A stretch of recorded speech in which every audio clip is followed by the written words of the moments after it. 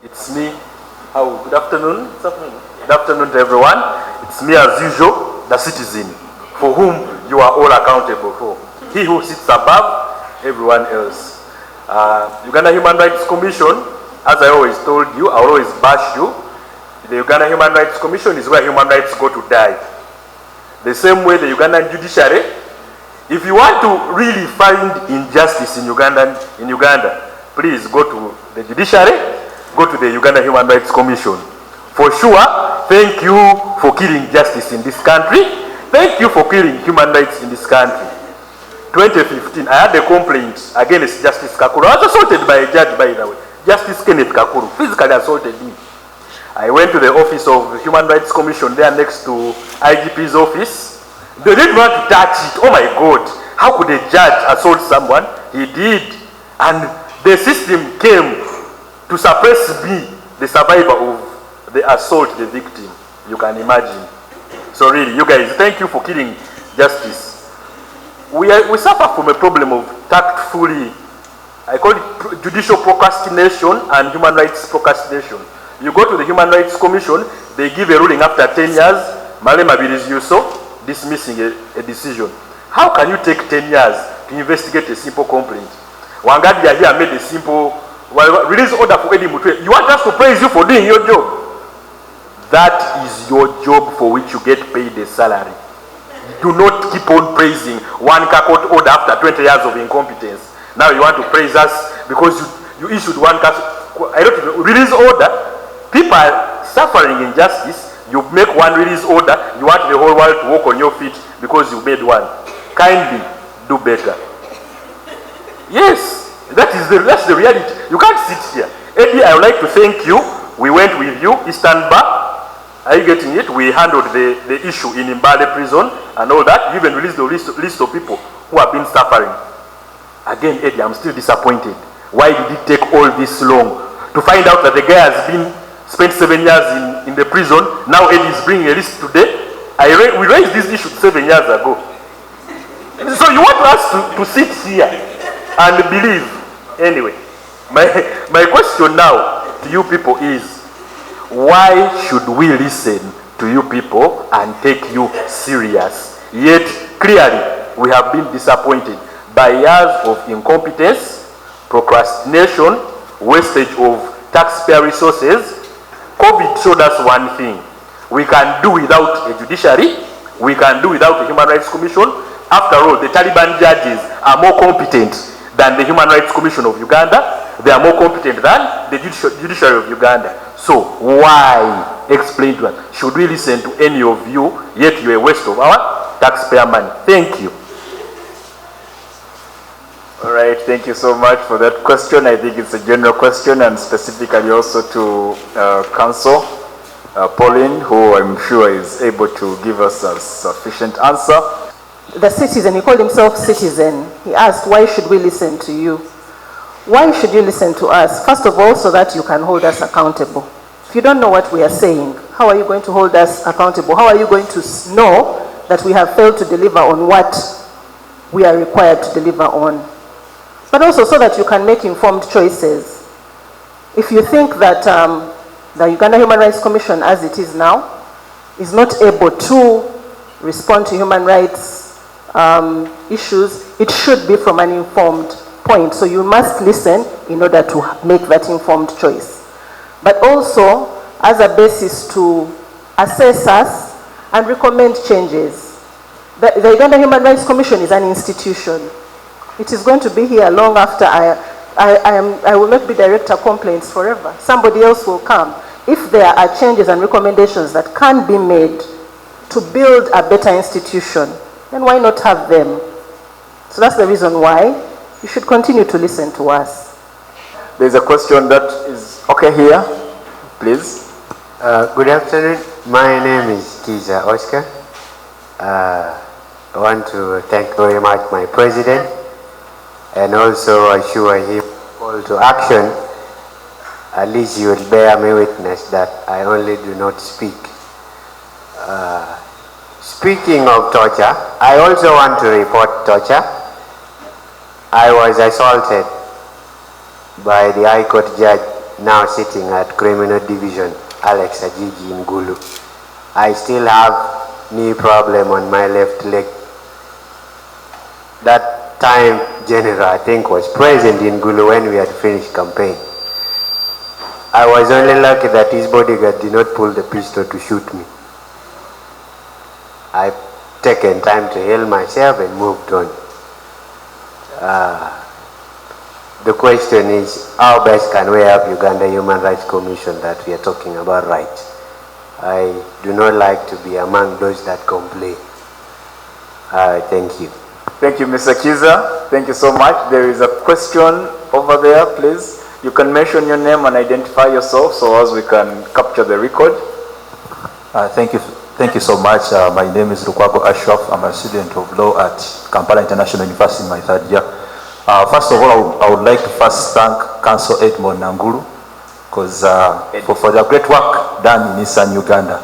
An example is of recently a certain juvenile known as Nakaswa Andrew, who was under remand for almost a year and is a juvenile on an offense known as defilement. So Council Edmond Nangulu tried so much, and I think it was last week when he was released because he was put in a prison with adults, and yet instead of being taken to a juvenile hall. Lastly, the last appreciation is about some people who are remanded in Kapchura for almost 10 years. Through the Eastern Prison Bar engagement, we've seen certain people being released. So my question is, it's on the issue of massacre. Council Edmond Nangulu has already talked about massacre. We can take an example of the very example of our service there is on the issue of Eddy Mutwe. We all know that the court came up with an order whereby they said that Eddy Mutwe must be transferred from Massacre prison to Luzira prison so that he can acquire better medication. But we all know that up to now, he has not yet been transferred, unless I'm not yet informed. But as far as I know, he has not yet been what?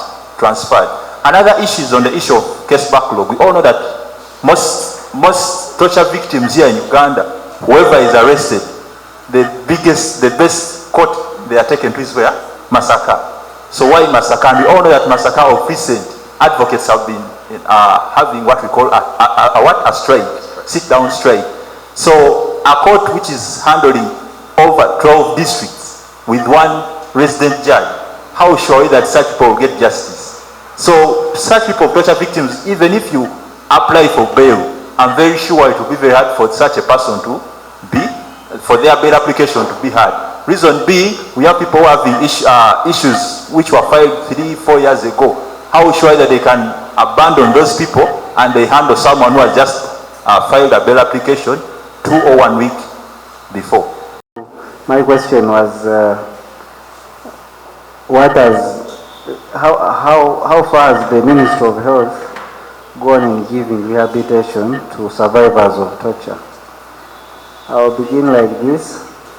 There is someone who told me one time that to have a torture and violence-free election, everyone is supposed to stay at home. That is what someone said. I asked him why. He said, so that you avoid being a patient. In most cases, what we have done is, the challenge is the fear. The fear we have, either intentionally or unintentionally, fear is there.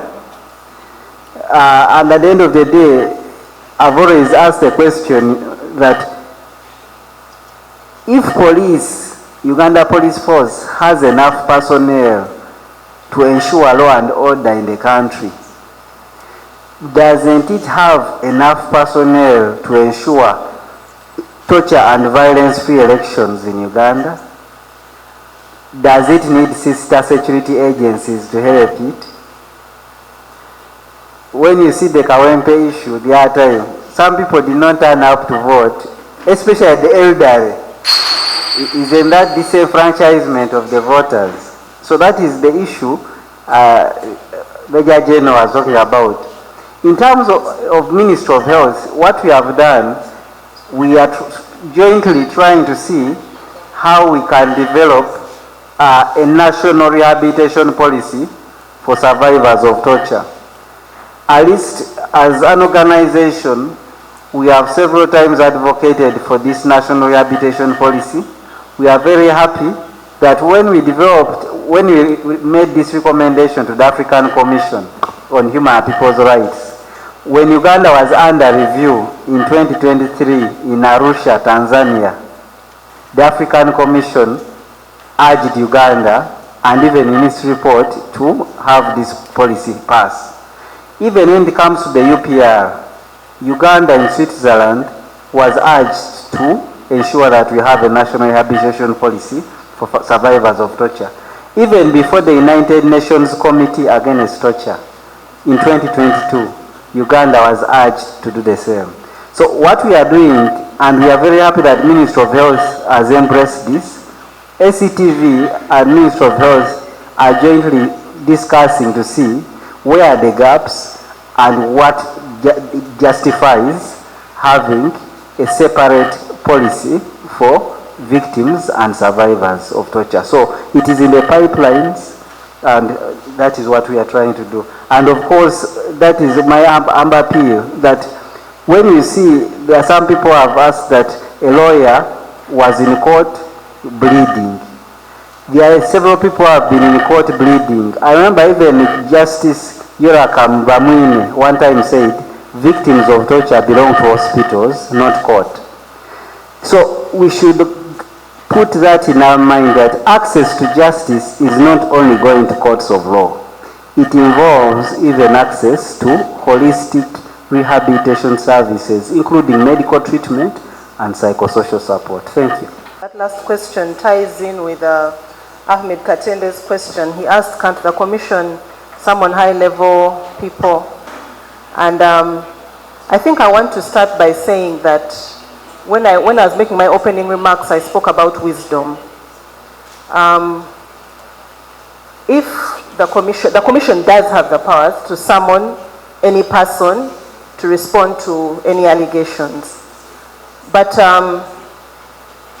that power is exercised judiciously. I would just like to ask the members in the room, so if the commission summoned the Chief of Defense Forces and he refused to come, who would we send to arrest him for failure to comply with our orders?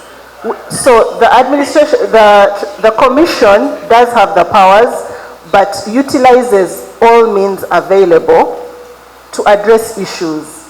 Our key intention is to see that we get the results that we desire.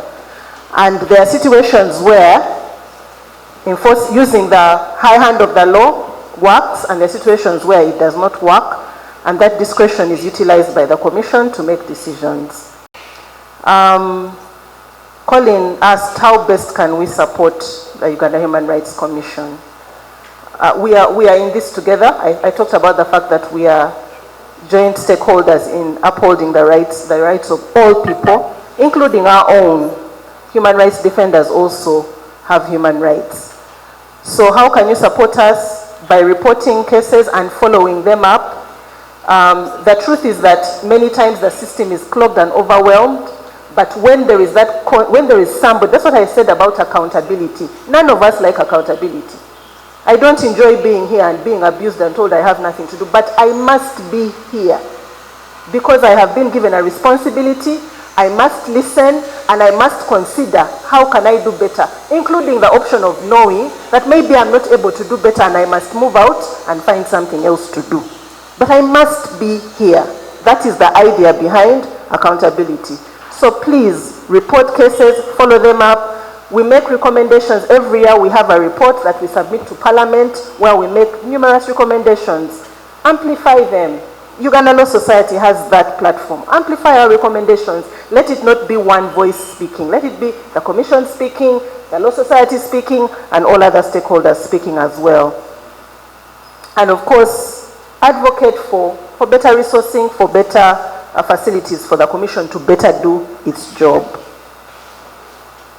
What formal recommendations have we made for change?